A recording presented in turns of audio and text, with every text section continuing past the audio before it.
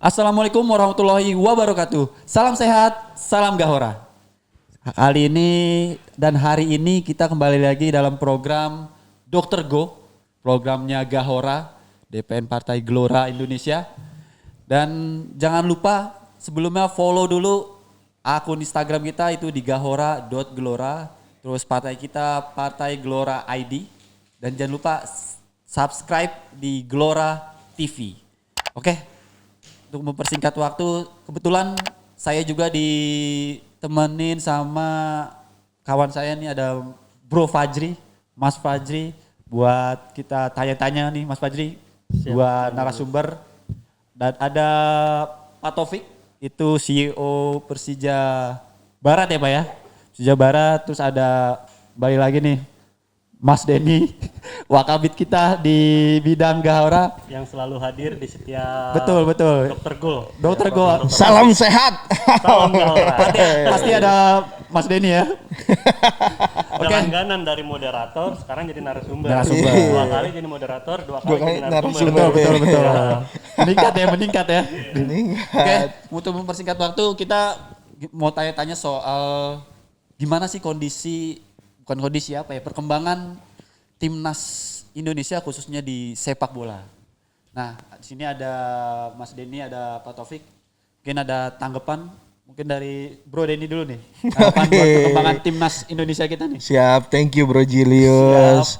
Kalau kita bicara masalah timnas Indonesia yang sejak tahun 2019 itu belum pernah menang dalam ajang internasional manapun.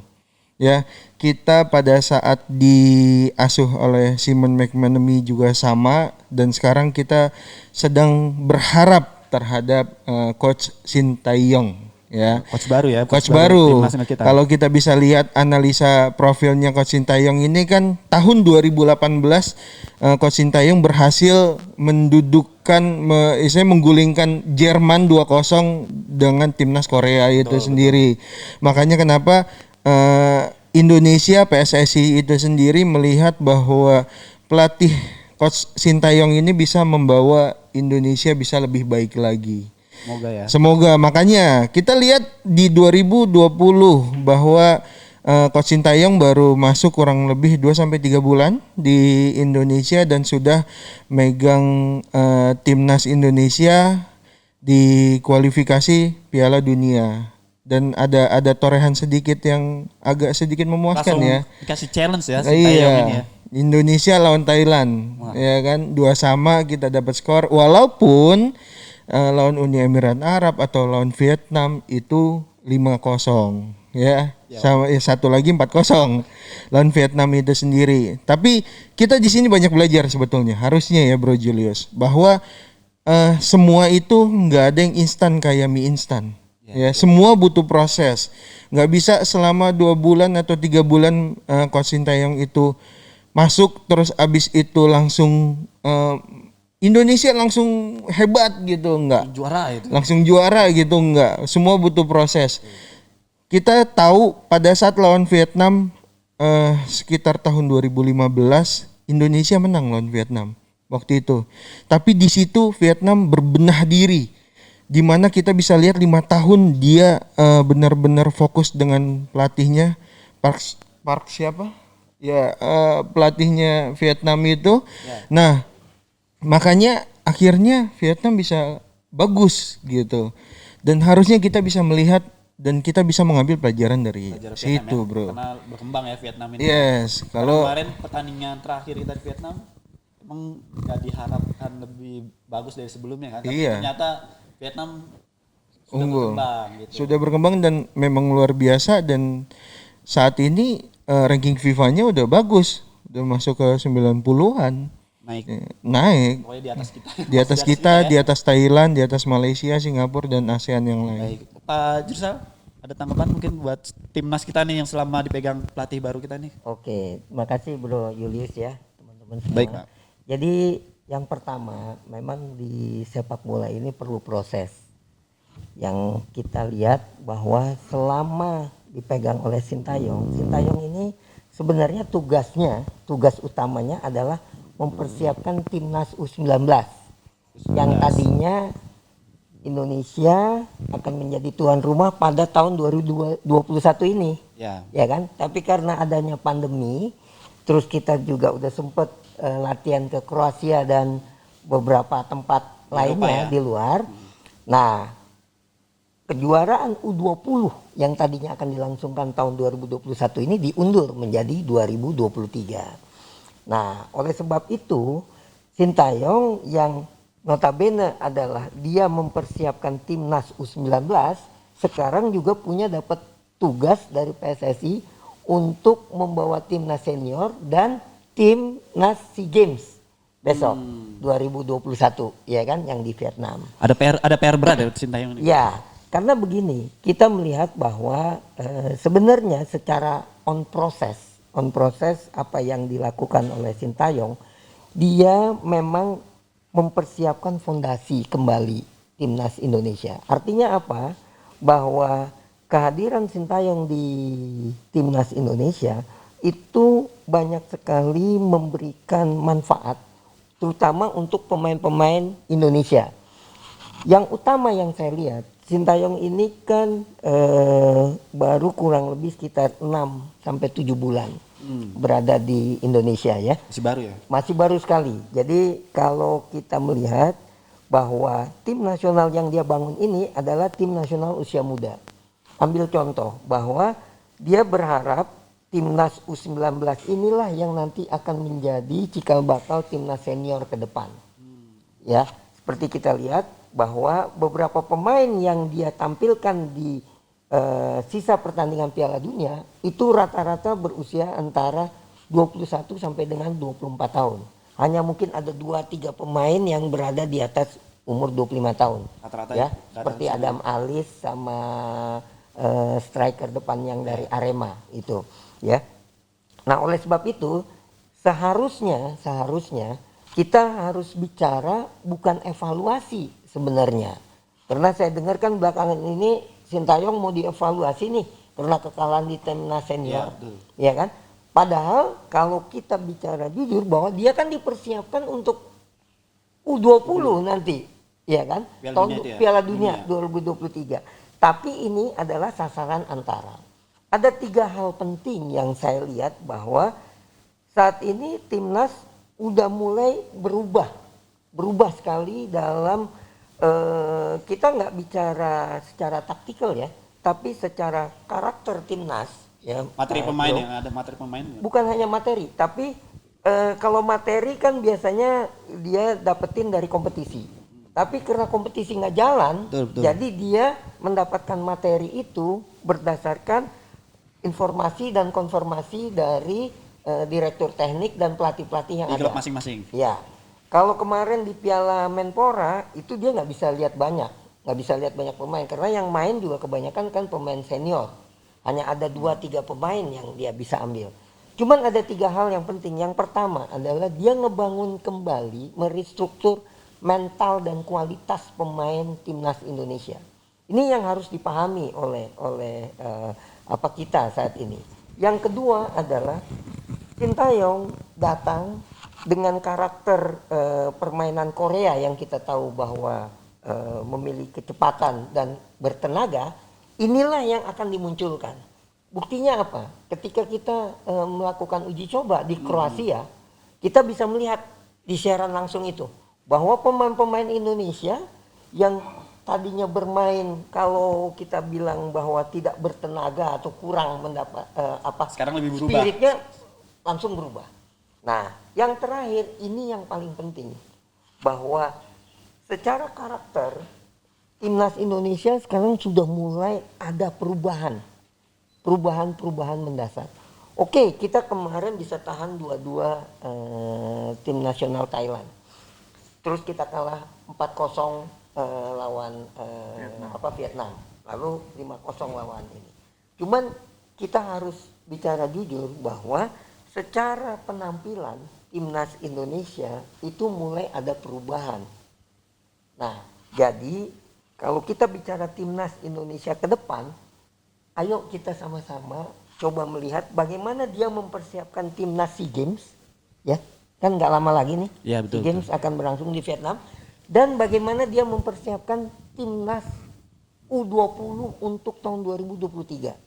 Jadi jangan di adjustment dulu sekarang gitu loh. Kan ini mulai ada suara-suara, ada evaluasi lah segala macam. Nah, inilah yang dibutuhkan kesabaran gitu. Nah, kalau kita mengutip sedikit apa yang pernah disampaikan oleh Louis van Gaal, salah satu pelatih top ya di dunia. Belanda ya? Iya, pelatih Belanda yang pernah pegang Barcelona. Manchester United. Iya, Manchester, Barcelona iya, dia betul. pernah pegang. Itu diperlukan satu training program, terus development sama analisa. Nah, jadi ini dulu yang mesti menjadi pegangan kita kepada timnas ke depan. Jadi jangan melihat bahwa hasil kemarin 2 pertandingan kita gagal, dilihat secara total gagal semua. Ya, karena kita masih ada proses Itu kan. bro, Iya. kira-kira. Terus Gimana? sebelum ini juga saya kasih tahu, saya kabit Gahora DPW Gelora Banten. Oh, Nah, mantap, iya. mantap. Nanti Jadi Banten, kalau saya nggak Banten bilang. olahraganya beliau ya. Mungkin ada Bro, Iya. Pak Haji ada Ya kalau bagi Tanggapan? saya sih dari penjelasan Coach Topik Jursal ya itu cukup jelas. Dan pertama-tama saya ingin mengapresiasi terlebih dahulu ya untuk pelatih baru kita yang asal dari Korea Selatan. Karena dalam waktu dekat, maksudnya ini pelatih ini kan belum lama juga untuk melatih timnas Indonesia khususnya dan masih butuh penyesuaian. Apalagi kan atlet Indonesia ini kan baru aktif nih. Ya. Setelah maksudnya sekarang Indonesia kan lagi bangkit untuk menghadapi pandemi. Ya. Pandemi ya? Ya pandemi COVID-19 dan pemerintah kan juga lagi gencar-gencarnya untuk vaksin terutama ya. Ya. Setelah melihat pertandingan kemarin khususnya di kualifikasi Piala Dunia, Ya. walaupun Indonesia tidak lolos, Ya. tapi menurut saya ini masih ada kesempatan nih untuk Piala Dunia yang diselenggarakan di Cina, Ya. khususnya yang di Asia itu ya. Yang di Asia. Nah, saya rasa kita harus terus mensupport dan terus mengapresiasi untuk timnas kita sekarang, karena saya selaku penggemar bola nih, saya merasa bangga nih, karena apa? Karena sepak bola Indonesia udah mulai muncul lagi nih. Iya. Nah, jadi tugas kita yang mensupport, jangan malah mengkritik terlebih dahulu, tapi mensupport dulu lah. Sedangkan pelatih ini kan masih baru juga, ya belum ada setahun kan ya. Belum. Kalau belum tahu tuh, kalau nggak salah belum ada setahun untuk melatih timnas Indonesia dan masih butuh penyesuaian lah untuk menyatukan karakter setiap atlet sepak bola, khususnya sepak bola Indonesia Ya, ya. ya. Mungkin itu sih. Nah, untuk ini kan yang kita lihat ini tadi secara keseluruhan ya timnas. Nah, untuk selanjutnya ini kita kan punya bakat-bakat muda ya, bakat-bakat muda yang performanya itu nggak diasah di dalam negeri gitu, khusus di Indonesia kan. Ada yang di Eropa, ada yang di Asia Tenggara kan, Thailand, Malaysia, kayak siapa? Bagus Kavi, Egy Maulana Fikri itu kan di Eropa. Nah, gimana nih harapan buat khususnya ini lebih detail lagi buat pemain-pemain muda kita yang bisa nggak sih apa pengaruhnya gitu buat pemain muda yang udah istilahnya udah tingkatnya udah di atas, bukan di atas ya, di atas rata-rata pemain kita lah gitu. Ya. Nah, yang udah kembali lagi ke Indonesia. Nah, itu gimana buat mungkin Pak Taufik silakan. Ya. Terima kasih Bro Yulis. Jadi begini, untuk kita mendapatkan sebuah tim nasional yang kuat, itu kuncinya cuma satu, kompetisi. Kompetisi ya. Kalau kompetisi di Indonesia itu tidak jalan, itu sangat sulit kita untuk mendapatkan pemain-pemain Pemain yang baik. masa depan maupun pemain yang akan kita harapkan bisa mengisi di timnas. Nah, itu satu. Yang kedua adalah bahwa Indonesia itu nggak pernah kekurangan talent. Saya udah bergelut di bidang pembinaan usia muda ini lebih dari 25 tahun. Paruh dari usia saya kita di bidang ini. Intinya adalah bahwa sekarang ini bagaimana tim nasional yang dibentuk itu harus punya satu proses di mana melalui sebuah kompetisi. Itu PR utama yang harus kita jalankan. Ya, itu satu. Yang kedua, yang kita inginkan, kenapa tiba-tiba Vietnam bagus? Kenapa tiba-tiba Thailand menjadi mengerikan gitu loh di Asia? Ya kan? Sebenarnya Lawan sepak tersulit bola- juga, lawan tersulit juga Thailand. Iya. sepak bola itu intinya adalah bagaimana kita bisa mengolah sumber daya yang ada di dalam sumber daya manusia yang ada di dalam negeri kita itu bisa maksimal. Betul. Ambil contoh bahwa kita saat ini yang jujur kita mesti sampaikan bahwa kita kekurangan pelatih. Kalau kita bandingkan jumlah pelatih Indonesia dengan pelatih yang ada di Jepang, kebetulan saya juga pernah melihat Jelly, ya, itu jumlahnya sangat timpang. Di Indonesia ini jumlah pelatih pro license aja belum nyampe 60 orang, belum nyampe, mungkin baru sekitar 20 sampai 30 orang. Itu satu, ya kan? Itu yang menjadi mendasar. Sementara talent atau pemain-pemain berbakat yang ada di dalam negeri kita itu sangat banyak, sehingga luar biasa, sehingga kita mengalami kesulitan untuk bagaimana bisa menemukan talent itu. Makanya saya katakan bahwa kita mesti bikin arah baru gitu loh, strategi ke depan bagaimana membangun sepak bola ini dari usia muda. Si muda, betul. Gitu. Kalau kita lihat sekarang apa yang terjadi di Piala Eropa, coba kita lihat. Beberapa pemain usia 17, beberapa pemain usia 19 itu dimainkan. Tapi kalau kita di sini usia 17 dibilang masih anak-anak. Belum bisa main dah. Belum bisa. Nah, dibandingin Eropa ya. Eropa udah berkembang banget ya. Eropa dan di Asia sendiri, seperti di Thailand, seperti di Filipina, di Jepang, di Korea pun kita tahu kan pemain-pemain muda Korea waktu di Piala Dunia 2002 dulu banyak sekali pemain-pemain muda yang sekarang akhirnya ngeri kan begitu dia tampil. Nah, jadi persoalan mendasar itu satu kompetisi, yang kedua adalah bagaimana membangun tim usia muda sejak dini yang kita ini. Nah, yang berikutnya adalah bahwa harus ada yang namanya, selalu saya teriakan, rumah bola. PSSI ini sudah 95 tahun berdiri.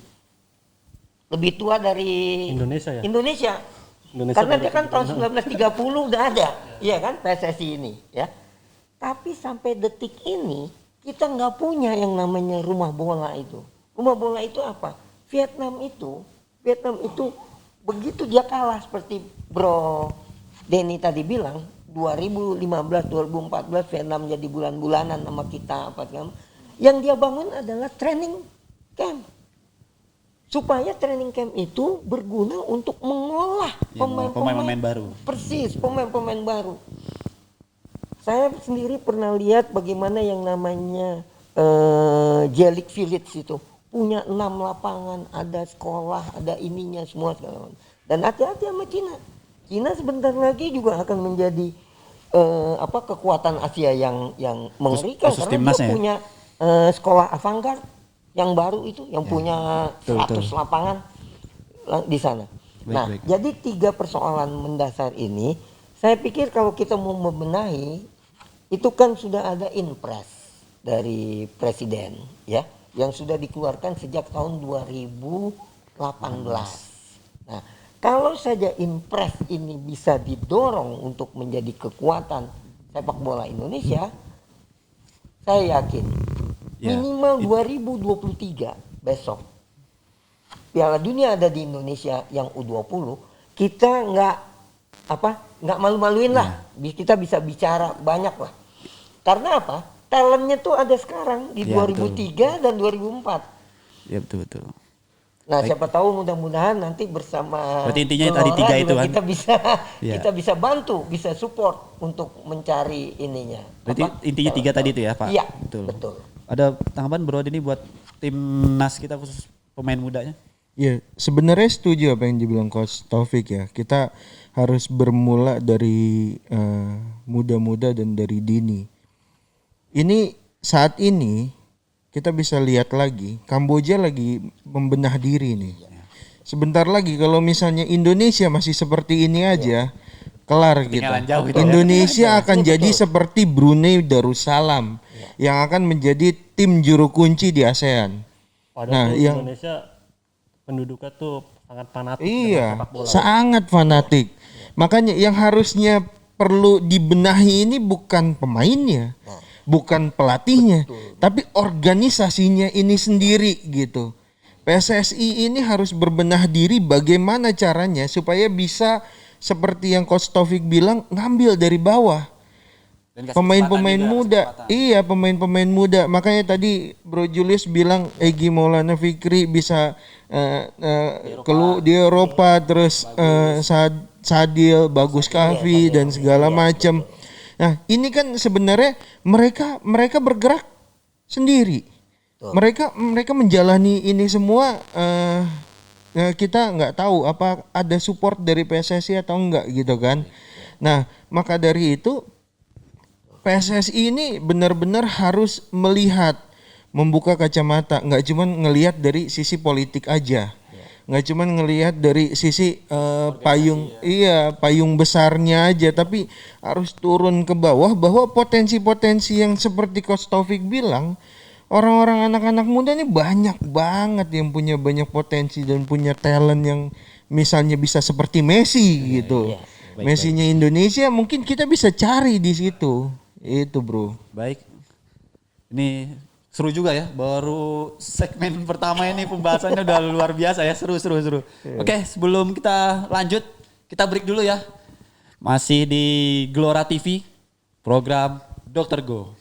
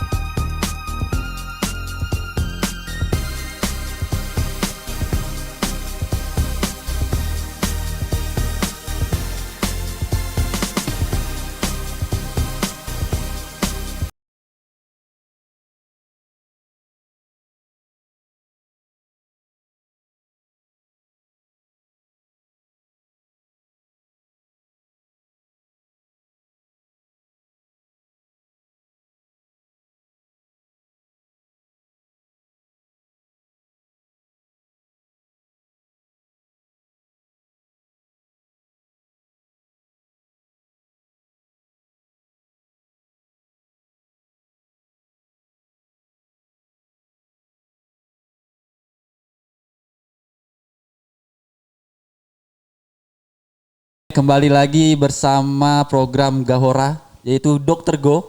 Khusus hari ini kita pembahasan mengenai tim nasional Indonesia. Dan perkembangannya ke depannya itu timnas kita ini maunya seperti apa gitu. Dan masih ditemanin sama narasumber dan apa ya, ini luar biasa, sohib kayak ini. Oke, langsung aja. Tadi kita udah bahas masalah timnas Indonesia, masalah pemain muda kita, perkembangan timnas Indonesia.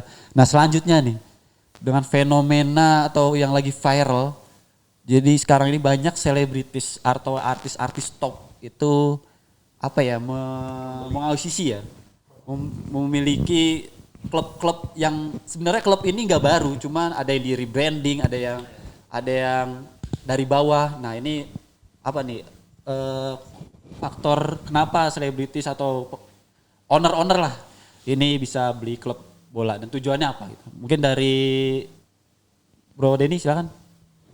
Ya Bro Julius, kalau misalnya kita menganalisa dari para artis-artis atau selebriti ini membeli klub, sebenarnya tujuannya satu, bahwa Indonesia ini punya potensi besar untuk di sepak bola untuk bibit-bibit muda. Makanya kenapa Rans Cilegon kemarin, kalau kalau Raffi misalnya Ahmad dan Segon. ya Rans Cilegon kemarin melakukan seleksi itu real dari bawah. Mereka narik pemain-pemain yang memang pemain-pemain muda, siapa yang berbakat Pemain ditarik. muda Baru juga belum pernah sama sekali muncul di kompetisi liga-liga mainstream gitu. Makanya, nah, cuman ini di Indonesia juga nih apa demam panggung tuh tinggi juga, bro. Ya. Iya, makanya apalagi pemain baru, mereka tuh harus punya mental yang kuat juga. Ya kita lihat Ras Cilegon lawan Arema juga kebobolan gitu kan 3-0. Makanya kita melihat bahwa memang pemain-pemain baru ini harus terus diasah. Betul Coach Taufik bilang bahwa kompetisi selalu harus dijalankan karena apa? Karena itulah ajangnya dia. Itulah momennya dia untuk menarik seluruh orang-orang talenta muda. Makanya kenapa nggak tiba-tiba ada Gading Martin yang beli Persikota Tangerang, beli Persikota gitu, yang Atta Halilintar beli PSG Pati, yang sekarang akhirnya berubah jadi PS Pati ya kan, dari ini sendiri gitu.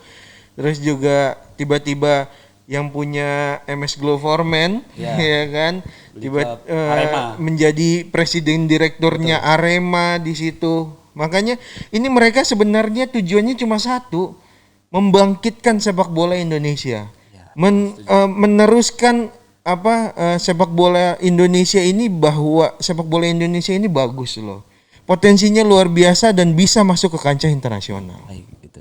Pak Taufik silakan. Oke. Saya sepakat dengan Bro Denny tadi ya. Jadi kita melihat bahwa hal ini juga bukan fenomena yang baru sebenarnya. Dulu kita pernah kenal di Galatama itu konglomerat besar juga masuk. Oh, Liga Galatama ya? Iya kan? Seperti Kramayuda 3 Berlian, almarhum Pak Sarnubi Said, ya kan?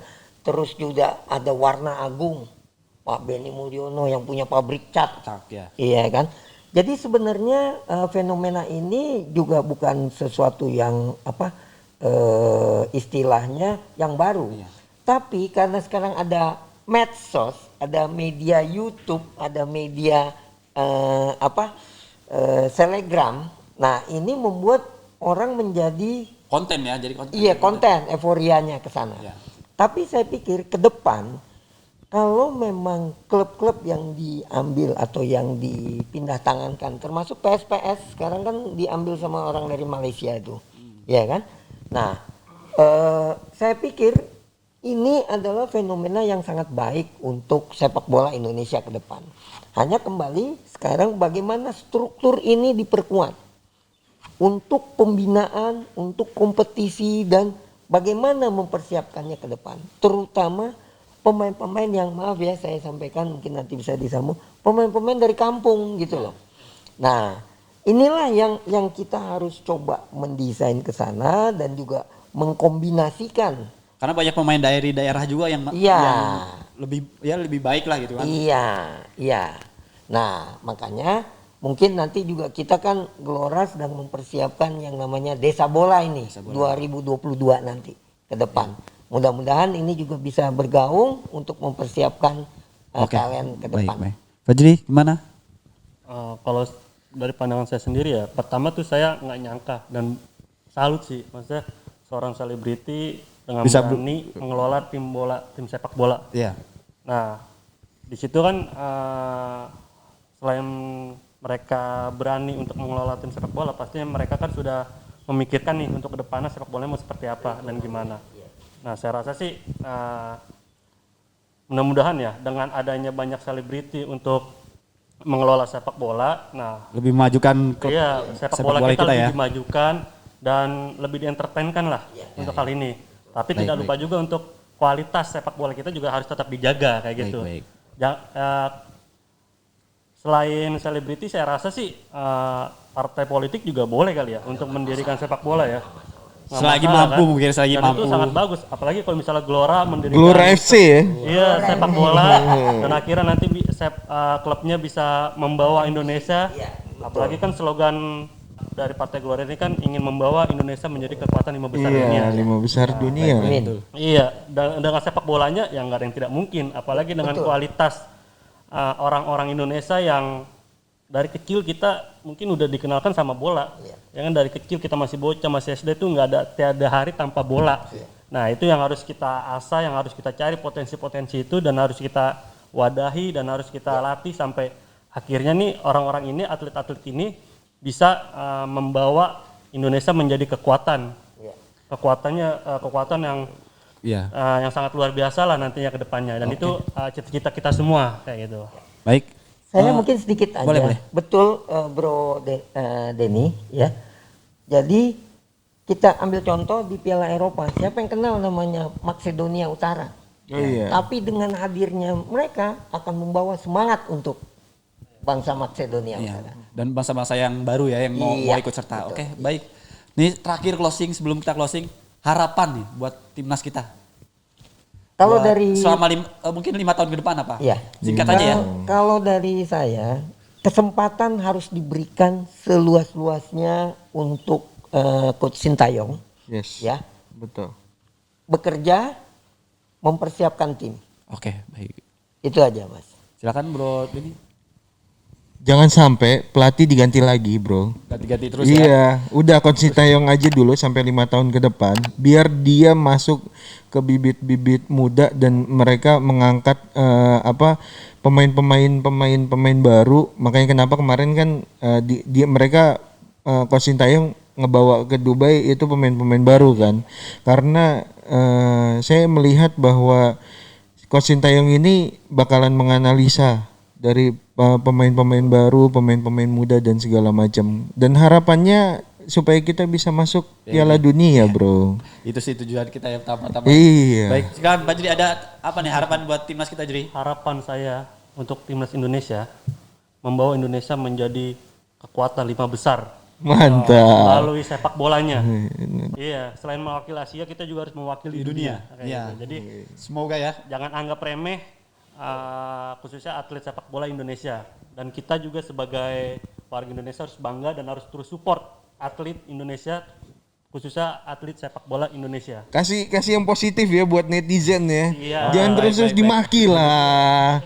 Oke, baik. Terima kasih buat narasumber-narasumber yang luar biasa. Ada Mas Denny, ada Coach Pak Taufik, ada Bro Fajri. Sekali lagi terima kasih buat pemirsa juga yang udah nonton di Gelora TV. Sekali lagi jangan lupa subscribe. Waduh, jangan lupa subscribe, jangan lupa follow Instagram kita Gelora TV dan jangan lupa follow Partai Gelora ID. Terima kasih sekali lagi. Assalamualaikum warahmatullahi wabarakatuh. Salam sehat, salam Gahora.